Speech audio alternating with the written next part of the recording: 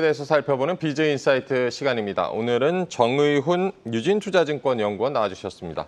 어서 오십시오. 안녕하십니까. 네, 오늘은 게임 산업에 대한 분석을 들어보도록 하겠습니다. 현재 게임주 주가는 어디에 와 있는지 바로 만나보도록 하겠습니다. 권미정 캐스터 연결합니다. 네, 실적 시즌이 본격화됐습니다. 대표적인 게임사 5곳의 1분기 실적, 이번에도 부익부 그리고 빈익빈의 모습이었는데요. 넥슨과 크래프톤, 넷마블의 경우는 신작이 캐리를 했고요. 또 NC소프트와 카카오게임즈는 새로운 업그레이드, 패치가 시급해 보입니다.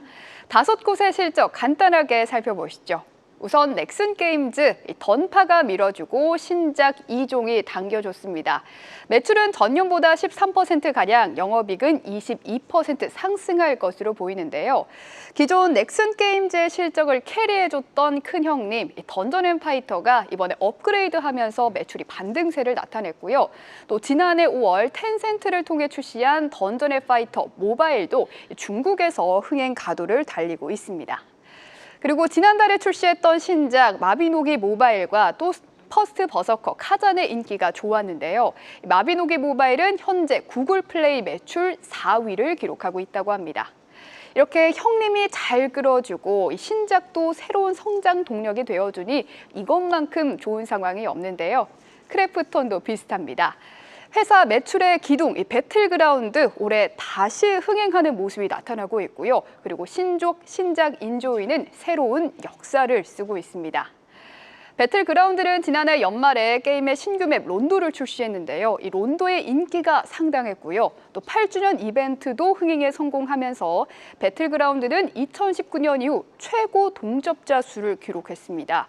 5년 만에 다시 전성기를 맞게 됐는데요. 여기에 더해서 지난달에 전해드렸던 소식이죠. 신작 인조이, 이 한국판 심즈라고도 말씀을 드렸는데요. 출시 때도 분위기 심심찮더니 이 인조이의 초기 성적이 배틀그라운드를 뛰어넘을 정도로 좋았습니다. 8년 전 배틀그라운드는 100만 장 판매고를 16일 만에 돌파를 했는데요. 이번에 인조이는 무려 일주일 만에 100만 장을 팔아치웠습니다. 넷마블도 확인해 보시죠. 일단 25년의 첫 시작, 순조로운 실적으로 출발할 것으로 보입니다. 나혼랩의 반등, 그리고 기대가 낮았던 신작까지 흥행해 하면서 일단은 성장을 지속한다라는 코멘트를 듣고 있는데요.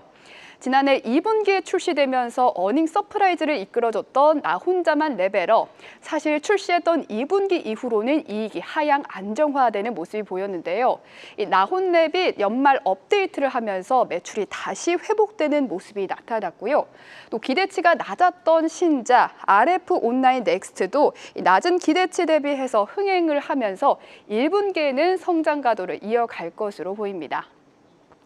하지만 2분기에는 지난해 나혼랩의 기저 효과가 워낙 강하다 보니 이 새로운 신작이 강하게 나와줘야만 이 추가적인 실적 성장을 이어나갈 것으로 보입니다.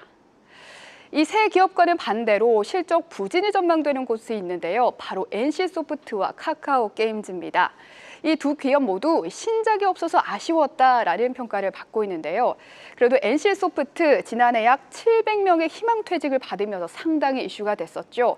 지난해 4분기에는 이 어마어마한 퇴직금을 소화하느라 1,000억 원의 적자를 기록했고요. 또 연간 기준으로도 창립 이후 첫 적자를 기록했는데요. 1분기에는 가벼워진 몸집으로 전분기 대비해서 다시 흑자를 기록할 것으로 보이고요. 또 카카오게임즈도 오딘 빼고는 다른 기존 게임들이 모두 하향 안정화되는 모습이 보였는데요. 4월에 신작을 출시하기는 하지만 증권사 대체로는 성장 모멘텀이 되어줄지 아직은 확신하지 못하는 분위기입니다. 최근 관세 무풍지대로 주목받은 게임주, 오늘 자세한 이야기 들어보시죠. 네, 브리핑 보고 오셨고요. 계속해서 좀 더 깊은 이야기로 들어가 보겠습니다.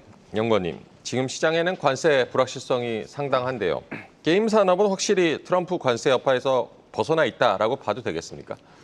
물론 게임 업종 전체를 보는 것과 국내 게임 업종을 보는 것은 다르기도 한데 네. 국내 게임 업종만 봤을 때는 확실히 관세는 무풍이라고 볼 수 있어요.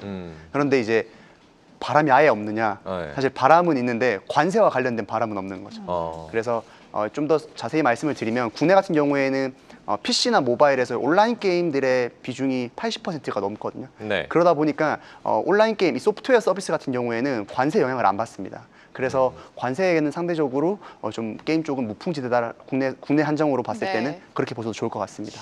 미국의 주요 콘솔 기기를 상호 관세 대상에 포함을 했습니다. 이에 글로벌 게임 업계가 지금 잔뜩 긴장을 하면서 경계감이 짙은 상황인데 콘솔 시장은 어떤 영향을 받을까요?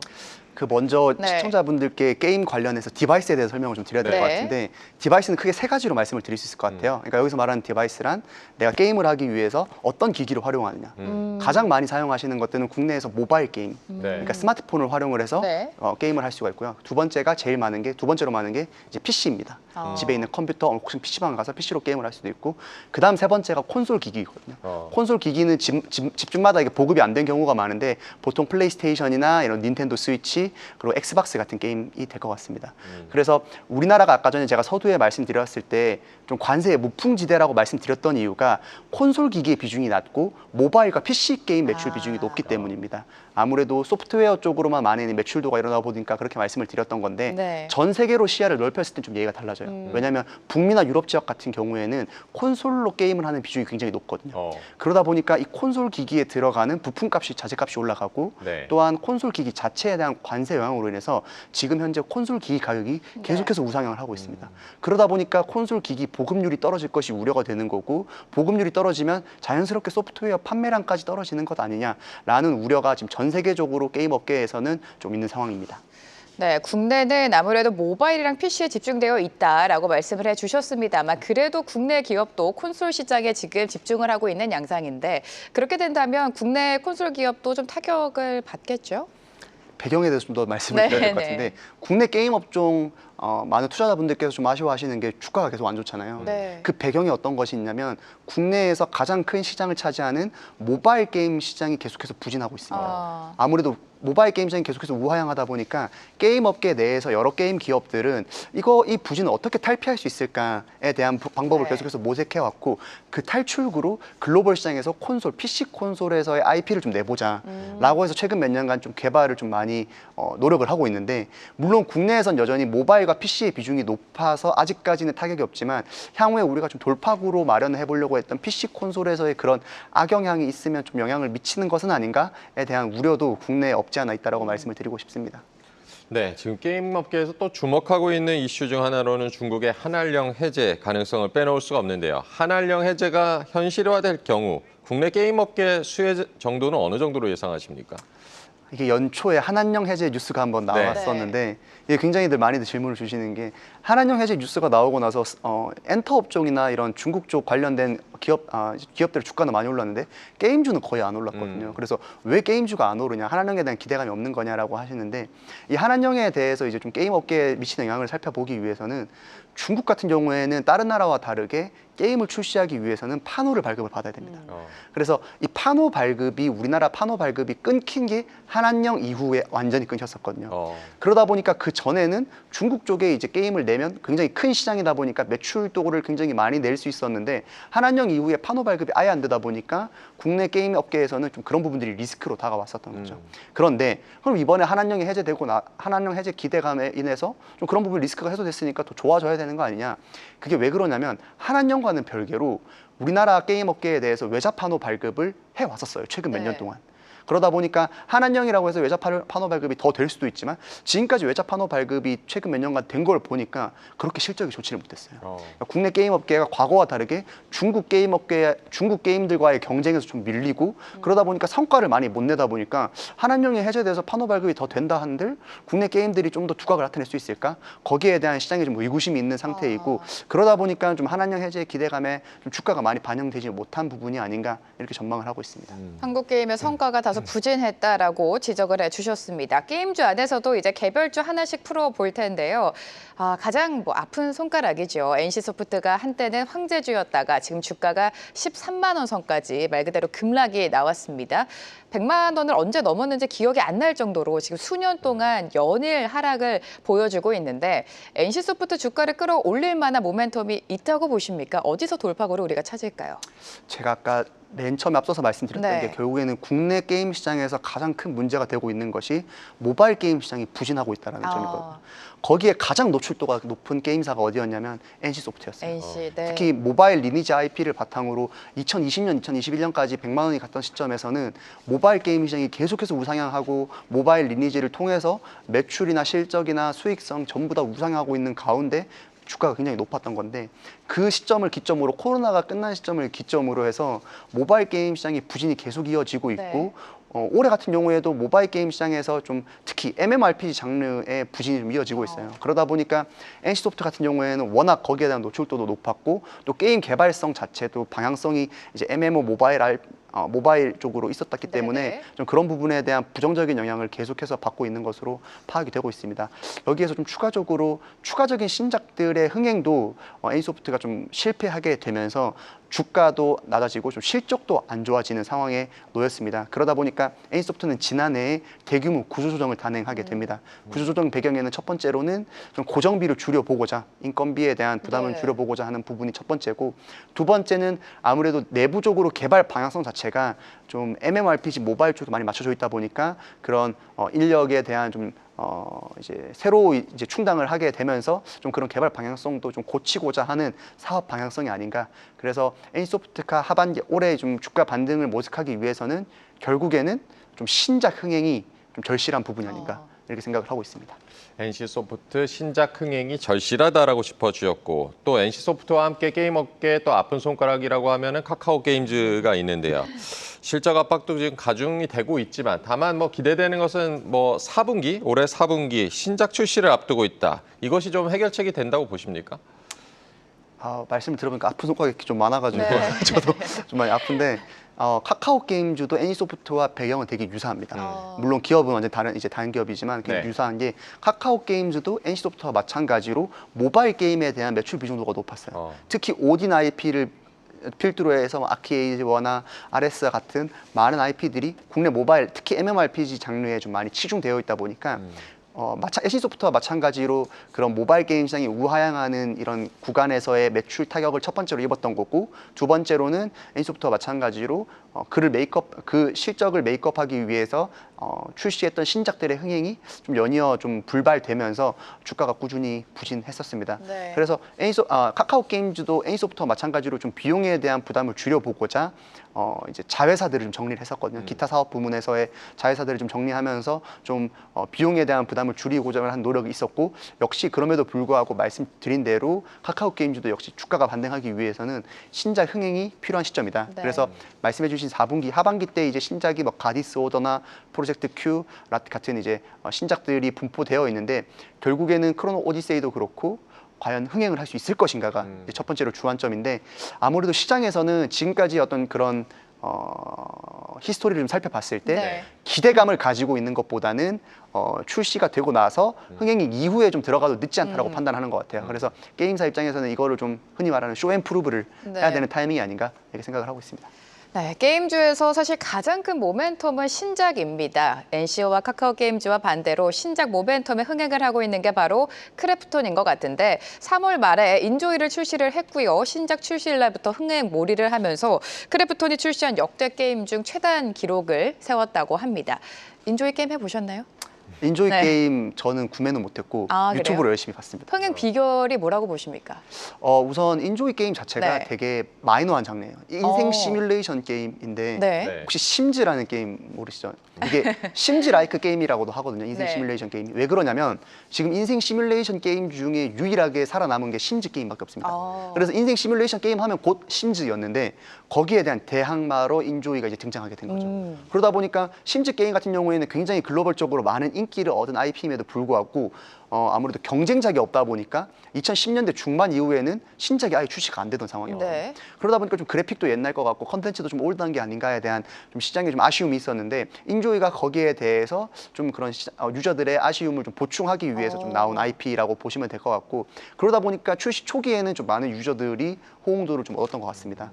그래서 트래픽 자체는 출시 이후에 좀 빠지는 모습은 보였는데 출시 일주일 만에 이제 판매량이 100만 장을 돌파했다라는 뉴스가 나오면서 아무래도 크래프톤이 가지고 있던 어떤 그런 신작의 좀 흥행에 대한 아쉬움을 이번에 인조이로 이제 좀 어느 정도 해소가 된 거 아니냐. 그러다 보니까 주가도 크래프톤이 좀 인조이 출시 이후에 100만 장 이후에 좀 더 좋은 모습을 보이고 네. 있는 상황입니다. 게임사 뭐 전반적으로 실적이 좋다라고 말하기에는 제한적이겠지만 크래프톤만 보더라도 신작 인조의 흥행에 힘입어서 1분기 중 호실적이 기대된다라는 게 업계 평가인 것 같습니다. 크래프톤의 실적은 어떻게 예상하십니까? 이 크래프톤이 아까 전에 말씀을 드린 NC소프트랑 카카오게임즈랑 다른 점이 뭐냐면 네. 제가 아까 전에 말씀을 드린 부분의 핵심적인 부분이 국내 모바일 게임 시장이 계속 부진하다고 했잖아요. 네네. 크래프톤 같은 경우에는 국내 모바일 게임 시장에 대한 매출 비중이 거의 없습니다. 오. 왜냐하면 글로벌에 있는 배틀그라운드라고 하는 IP 자체가 글로벌 시장이다 보니까 모바일에 대한 의존도가 되게 적거든요. 오. 네. 그런데 이 크래프톤의 이 배틀그라운드 IP는 최근 몇 년 전에 이제 무료화 이후에 트래픽이 굉장히 빠르게 우상향을 하면서 이제 우상향하면서 트래픽뿐만 아니라 실적도 굉장히 우상향하고 있던 와중이었습니다. 그런데 지난해 연말까지만 해도 트래픽이 너무 높아지다 보니까 네. 2025년에는 좀 이런 트래픽이 부담스러운 거 아니야? 그러니까 기저가 좀 깔려 있으니까 부담스러운 거 아니야? 더 올라갈 수 있을까라는 좀 의구심이 있었거든요. 근데 그 의구심을 이제 불식시키듯이 이제 1분기 때 더 높은 트래픽을 보여주면서 네. 지금 1분기 실적에서도 PC나 모바일 할 것 없이 좋은 실적이 지금 기대가 되고 있고 여기에 추가적으로 인조이가 좀 어느 정도 100만 장이 이제 돌파가 된 부분 또한 실적으로 좀 얹어질 것이라고 지금 예상이 되고 있기 때문에 크래프톤 1분기 실적은 굉장히 잘 나올 것으로 기대를 하고 있는 상황입니다. 네, 크래프톤의 1분기 실적 잘 나올 수 있다라고 전망을 해주셨고요. 작년에 2년 만에 이제 적자 탈출에 성공한 넷마블 같은 경우는 1분기 실적이 컨센서스를 소폭 상회할 가능성 역시 거론이 되고 있는데 1분기 실적 넷마블 어떻게 보고 계십니까? 넷마블 같은 경우는 좀 기저에 대한 부담이 있어요. 그러니까 지난해 나 혼자만 레벨업이라고 하는 IP가 굉장히 잘 냈었거든요. 네. 그런데 이게 아무래도 게임은 출시되고 나서 우하향하기 마련이잖아요. 그러다 보니까 나 혼자만 레벨업이 너무 잘 되다 보니까 이 우하향하는 폭을 결국에는 어떻게 줄여줘야 되는가가 이제 핵심적인 부분이었는데 네. 그 이후에 나온 신작들이 이 나 혼자만 레벨업 하향폭을 많이 줄여주지 못했어요. 그래서 이번 1분기에서도 나 혼자만 레벨업 하향폭을 어떻게 좀 줄여줄 것인가가 좀 관건인데 아무래도 지난해 4분기 마블 COC 같은 IP도 10주년 이벤트가 있었는데 이번 1분기는 좀 없기도 하고 그러다 보니까 아무래도 시장 컨센서스와 맞추거나 조금 하향하는 실적이 되지 않을까라는 생각입니다.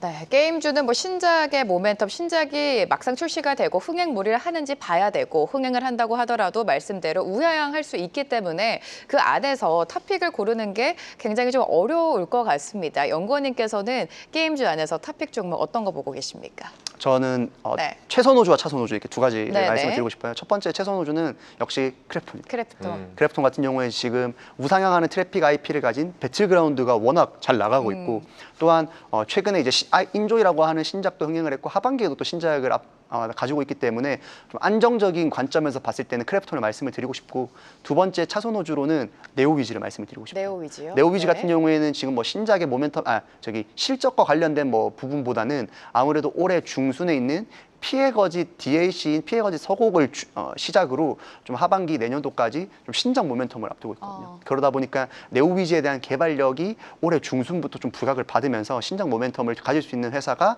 네오위즈가 아닐까 해서 신작 모멘텀에 조금 더 주안점을 맞추고 싶으신 분은 네오위즈를 말씀을 드리고 싶고 네. 좀 더 안정적인 실적이랑 신작을 둘 다 가져가고 싶다, 안정적으로 좀 가져가고 싶다고 하시는 분한테는 크래프톤을 추천해드리고 싶습니다. 네, 최선우주로는 크래프톤, 차선우주로는 네오위즈를 꼽아주셨습니다. 이번에 인터넷 업종에 대해서도 잠시 좀 살펴보겠는데요. 미국의 상호관세 협상을 이어가는 가운데 협상 카드로 플랫폼 규제 완화가 지금 거론이 되고 있는데 국내 이제 토종 네카오의 영향은 어떻게 예상하십니까? 온라인 플랫폼 법안이 몇 년 전에 이제 좀 많이 떠오르면서 여기에 대한 부정적인 영향이 좀 있을 수 있지 않을까 했는데 네. 사실 온플법은 아직까지 통과가 안 됐거든요. 그래서 국회에서 통과가 안 됐기 때문에 지금까지는 이게 완전히 무산된다라고 해도 막 이렇게 바뀌는 건 크게 없어요. 근데 네. 다만 지금 아무래도 국내에 있는 플랫폼 기업 자체가 최근 몇 년간 좀 많은 규제를 받았었잖아요. 공정이라든지 이렇게 많은 규제를 받았었는데 그러다 보니까 네이버 카카오가 과거와 다르게 사업 확장에 조금 소극적으로 변했습니다. 좀 더 수익성에 초점을 맞추고 무리한 사업 확장보다는 기존에 있는 사업의 내실을 다지는 방향으로 가고 있기 때문에 규제가 조금 더 완화된다고 한들 좀 그런 사업 확장에 대한 욕심이 없기 때문에 크게 영향은 없지 않을까라고 좀 생각을 하고 있습니다. 네, 카카오의 주가 흐름이 사실 좀 답답합니다. 실적적인 측면을 봤을 때 네이버 같은 경우에는 주요 캐시카우죠. 광고랑 커머스가 성장을 하면서 또 최대 실적을 기록할 것이다라고 전망이 되고 있는 반면 카카오는 여전히 실적 부진에 발목이 잡힌 상황입니다. 이렇게 두 기업의 희비가 엇갈리는 이유를 좀 살펴볼까요? 여러 가지가 있을 것 같은데 네이버 같은 경우에는 아무래도 광고랑 커머스에서의 어떤 그런 사업 전략이 네. 어느 정도 먹히는 것 같아요. 특히 광고 같은 경우에는 이제 앱 개편을 통해서 지난해 좀 매출 성장률을 끌어올린 게 있고 올해 같은 경우에는 커머스 앱 개편 그리고 별도 앱을 플러스 스토어를 출시를 하면서 테이크 레이스를 높인 효과를 매출에서 좀 볼 것 같고요. 네. 근데 카카오 같은 경우에는 좀 아쉬운 게 컨텐츠 매출 비중이 너무 높아요. 그러니까 이제 컨텐츠 매출 비중이 높다, 예를 들면 엔터나 뭐 미디어나 게임 이제 쪽에서 이제 매출 비중이 높다 보니까 아무래도 그 컨텐츠 쪽에서의 실적 부진이 조금 더 주가의 발목을 잡는 것이 아닐까. 그래서 좀 네이버 카카오를 나눠서 보실 때 네이버 같은 경우에는 올해 커머스에서 얼마만큼의 어떤 성과를 낼 수 있느냐가 네. 이제 주가를 좀 많이 영향을 미칠 것 같고 두 번째 카카오 같은 경우에는 컨텐츠에서의 그런 부진을 얼마만큼 좀 축소를 시켜서 좀 만회할 수 있을까가 좀 핵심적이지 않을까 이렇게 생각을 하고 있습니다. 네, 네이버는 커머스, 카카오는 콘텐츠 부분의 실적 흐름을 좀 지켜봐야겠습니다. 네카오 모두 지금 AI 사업에 좀 사활을 걸고 있고 성과가 이제 본격적으로 반영되는 2분기 실적에 지금 관심이 쏠리고 있는데 두 기업의 그 AI 전략이나 뭐 집중해야 될 관전 포인트도 짚어주실까요? 사실 지금 글로벌 전 세계적으로 봤을 때 AI와 관련된 AI 서비스들이 굉장히 핫하잖아요. 네. 그리고 막 프사도 이제 막 많이 바꾸고 네. 하시는 분들 계신데 저도 많이 바꿨는데 어쨌든 그 부분에서 지분이요? 네, 네. 결국에는 핵심적인 요소가 뭐냐면 AI 서비스는 서비스 수요가 있어야 됩니다. 그런데 그 AI 서비스 수요가 있으면 높은 퀄리티의 서비스가 보장이 돼야 되거든요. 그런데 지금 그 높은 퀄리티의 서비스를 내고 있는 것들은 소위 말하는 글로벌 빅테크 기업들이에요. 이렇게 예를 들면 그 오픈 AI. 오픈 AI라든지 여러 이제 글로벌 빅테크들, 중국 쪽에서도 딥시크도 그렇고 네. 그러다 보니까 국내 기업들 같은 경우에는 이런 유의미한 서비스가 없다라는 게 계속 아쉬운 점으로 지적이 됐어요. 서비스를 낸다고 하더라도 사실상 주변에 보시면 아시겠지만 거의 안 네. 쓰시거든요. 네. 국내 같은 경우에는 그러다 보니까 AI 경쟁에서 지금 많이 좀 밀려나 있는 상황입니다. 그래서 지금 국내 AI 네이버 카카오가 AI 사업에서 결국엔 보여줘야 되는 거는 유의미한 서비스를 출시를 하고 그 유의미한 서비스가 트래픽으로까지 이어져야 되는데 거기에 대해서 시장에서는 많은 기대감이 없는 상황이에요. 네. 그러다 보니까 높은 밸류에이션을 못 주다 보니까 수익성이 조금 올라가더라도 주가는 그것보다는 조금 덜 반응하지 않는 건가라는 생각이 좀 들기 때문에 AI에서의 좀 그런 사업적인 성과가 가시적으로 필요한 시점이다 말씀을 드리고 싶습니다. 네, 오늘 게임주와 네카오, 네이버와 카카오에 대한 분석 들어봤습니다. 오늘 정의훈 유진투자증권 연구원과 함께했습니다. 고맙습니다. 감사합니다. 계속해서 다양한 경제 이슈를 알고 싶다면 구독과 좋아요, 알림 설정 부탁드립니다. AI 캐스터 권미정이었습니다.